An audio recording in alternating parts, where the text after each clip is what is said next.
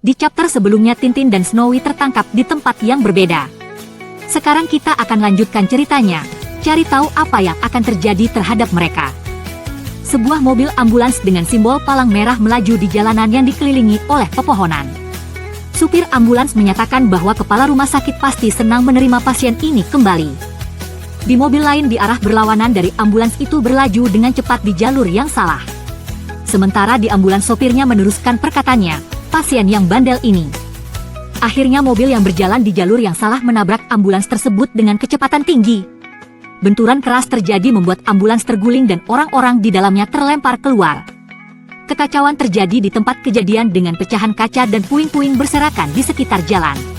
Di tengah kecelakaan itu Tintin yang diikat sebelumnya tampaknya ikut terlempar keluar dari ambulans. Tubuhnya melayang di udara sebelum jatuh dengan kepala di bawah dan kakinya di atas. Meski terjatuh dengan keras ini mungkin menjadi kesempatan baginya untuk melarikan diri dari para penculiknya.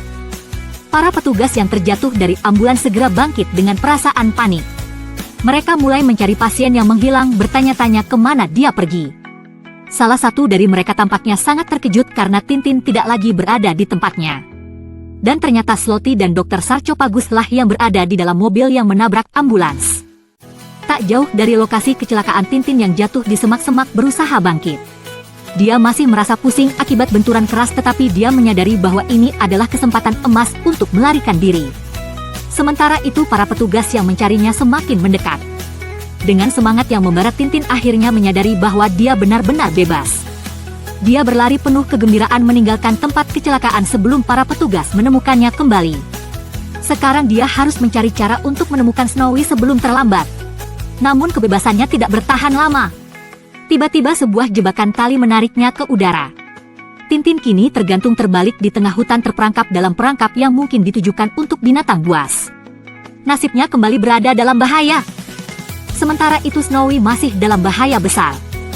Seorang pria bersorban mengangkat belatinya tinggi-tinggi bersiap untuk mengorbankan Snowy kepada Dewa Siwa. Snowy tampak ketakutan tidak bisa berbuat apa-apa karena tubuhnya telah diikat dengan erat. Namun tepat sebelum belati itu menusuk Snowy, tiba-tiba patung Dewa Siwa berkata bahwa Dewa Siwa tidak menerima kurban sehina itu. Orang yang memegang belati itu terkejut dan ketakutan sekali. Sesudah semua orang berlari ketakutan duo detektif kocak Thompson dan Thompson keluar dari balik tirai di belakang patung Dewa Siwa. Mereka memastikan bahwa situasi sudah aman.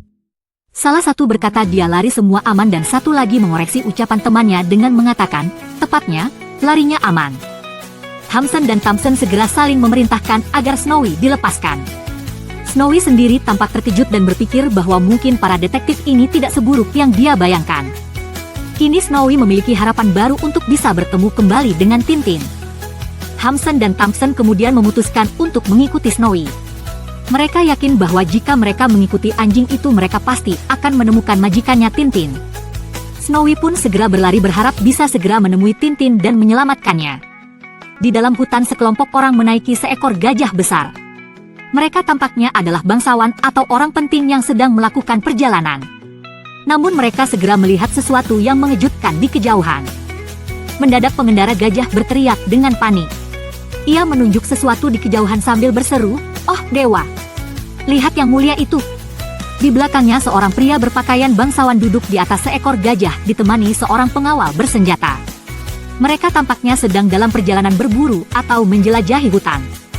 Mereka melihat seorang pemuda tergantung dalam perangkap yang biasanya digunakan untuk menangkap harimau. Pemuda itu tak lain adalah Tintin.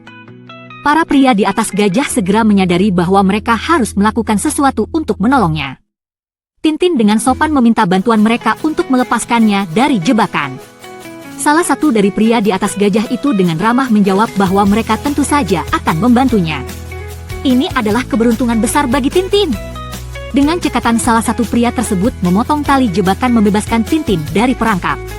Dia merasa sangat beruntung karena kelompok pria ini kebetulan sedang melewati daerah tersebut pada saat yang tepat. Tintin berterima kasih kepada pria yang menyelamatkannya dan bertanya siapa dia. Ternyata pria tersebut adalah Maharaja Gay Pajama. Sang Maharaja menyambut Tintin dengan ramah senang bisa bertemu dengannya.